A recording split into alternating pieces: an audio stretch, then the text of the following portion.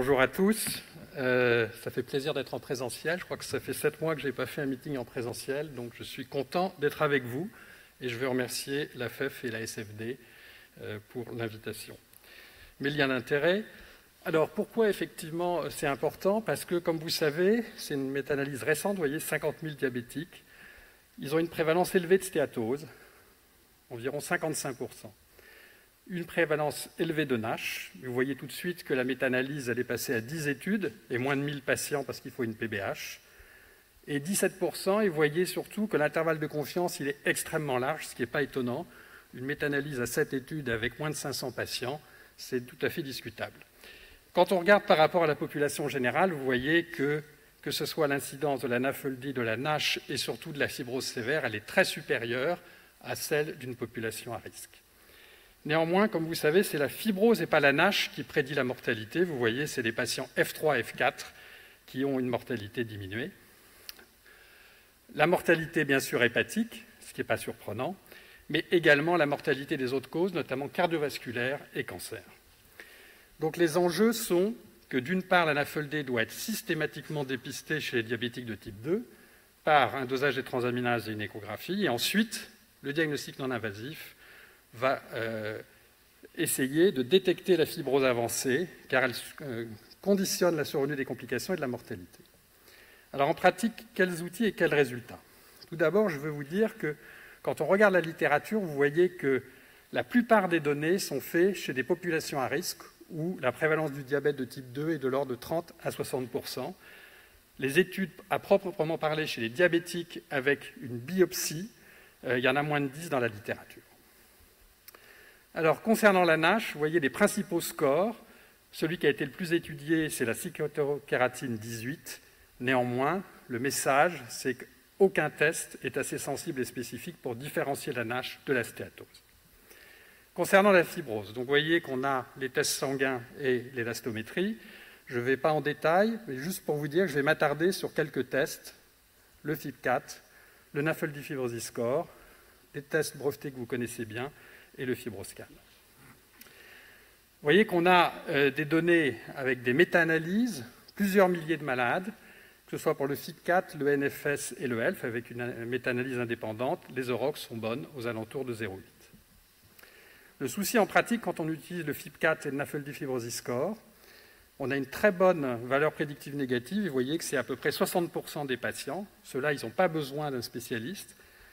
A contrario, la valeur prédictive positive est moins bonne lorsqu'on est au-dessus des seuils. Le souci en pratique, c'est que 30% sont dans la zone intermédiaire et non classée.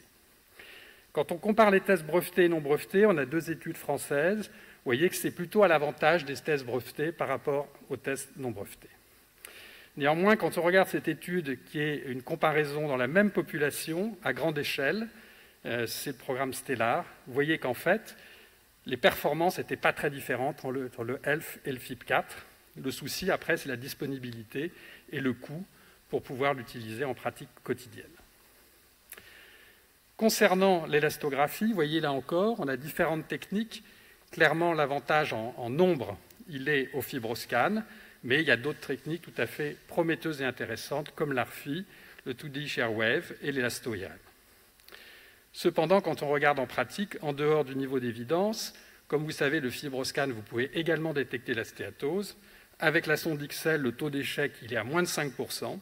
C'est une technique point of care, tout le monde la connaît, et le coût est acceptable. Donc c'est clairement la technique de choix. En pratique, si on regarde à un seuil de 8 kPa, vous voyez que la valeur prédictive négative est très élevée et permet d'éliminer une fibrose avancée. En revanche, si on met le seuil à 10 kPa, vous voyez qu'on a beaucoup encore de faux positifs. La VPP est au maximum à 64. Si on augmente le seuil à 14, par exemple, la VPP est toujours de 74%. Donc beaucoup plus de faux positifs que dans l'hépatite C, par exemple. Donc les tests non invasifs ne permettent pas de diagnostiquer la NASH. Le FIB4, le NFS, l'ELF et le FibroScan sont les tests de choix. Maintenant, quelle stratégie en pratique? Il est clair qu'il faut 2 tests. Donc un premier test simple, peu coûteux, largement disponible, sensibilité élevée, valeur négative prédictive élevée, et là c'est clairement le FIB4 en médecine générale ou le NFS. Le problème c'est la zone indéterminée comme je vous l'ai dit, et là il faut un deuxième test plus spécifique avec une VPP plus élevée et à un prix abordable. Et les deux candidats, c'est l'ELF ou le FibroScan. Alors, est-ce qu'on fait une stratégie combinée d'emblée ou une stratégie séquentielle, test sanguin suivi de test sanguin suivi de FibroScan? La stratégie combinée, elle a été étudiée dans cette cohorte, vous voyez, 700 patients. Donc, c'est très bien pour éliminer quand l'élasticité est inférieure à 8 kPa et le FIB4 à 1,30, 3% de mal classés. Le problème, là encore, c'est des indéterminés, les discordants. Vous voyez que finalement, on arrivait à seulement bien classer moins de la moitié des patients. Une stratégie séquentielle, donc on commence avec un FIB4 et on utilise le ELF ou l'élastométrie pour les indéterminés. Donc ça a été étudié, c'est l'algorithme de Camden-Islington par nos amis anglais. Vous voyez qu'ils font un ELF chez les patients qui sont dans la zone intermédiaire, ce qui permet de récupérer 11 et 16% respectivement dans les groupes à bas risque ou à haut risque. Et finalement, donc je rappelle que ça se passe en primary care, c'est là où sont vus la plupart des diabétiques, pas dans les services de diabétologie, 80% des patients n'ont pas besoin de voir un spécialiste. Si on fait une stratégie en suivant le FIB4 et ensuite, ou le NFS en faisant l'élastométrie, là on envoie les pathologues pour l'élastométrie. Comme je vous l'ai montré, à 8 kPa, on peut éliminer avec une bonne valeur prédictive négative le risque de fibrose sévère. Au-delà de 8 kPa, on peut discuter une biopsie. Je n'ai pas dit qu'il fallait faire une biopsie, on la discute au cas par cas et en fonction de ce qu'on peut proposer aux patients. Dans les cas d'échec, on peut considérer les autres techniques. Alors avant de terminer, il y a une autre stratégie finalement. N'oubliez jamais le contexte d'utilisation pour les méthodes non invasives. Si vous êtes en médecine générale, la prévalence de la fibrose avancée elle est de l'ordre de 5% ou moins de 5%, entre 2,5 et 5%. Donc, on ne va pas commencer forcément avec un FibroScan. Si vous êtes dans une clinique de diabétologie, la prévalence, je vous ai montré, elle est aux alentours de 20%, peut-être plus. Les chiffres récemment qu'on a, c'est 30%. Donc, on est comme dans les services des pathologies, on pourrait tout à fait commencer. C'est ce qu'ont fait nos amis de Hong Kong et en France aussi Dominique Rouleau, en faisant un FibroScan d'emblée. Vous voyez que les chiffres, c'est entre 7 et 18% de fibrose avancée chez des diabétiques tout venant. La série de Hong Kong est impressionnante, c'est 2000 patients diabétiques. Quand ils faisaient une biopsie, dans les sous-groupes, vous voyez qu'à peu près la moitié avait une fibrose avancée. Donc, l'algorithme qu'on pourrait proposer pour la pratique, finalement, je ne sais pas si on a besoin de faire des tests sanguins, on pourrait d'emblée commencer avec un FibroScan et décider ensuite d'une biopsie en fonction de l'élasticité. C'est bien sûr ouvert à la discussion. Donc, concernant mes take-home messages, vous avez compris que l'NAFLD a une prévalence élevée et plus sévère chez les diabétiques de type 2. C'est la fibrose avancée. Les outils, on les a.